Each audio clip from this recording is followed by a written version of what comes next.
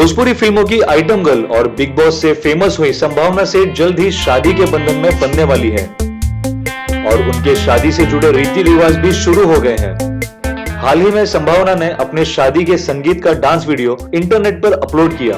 आइए देखते हैं।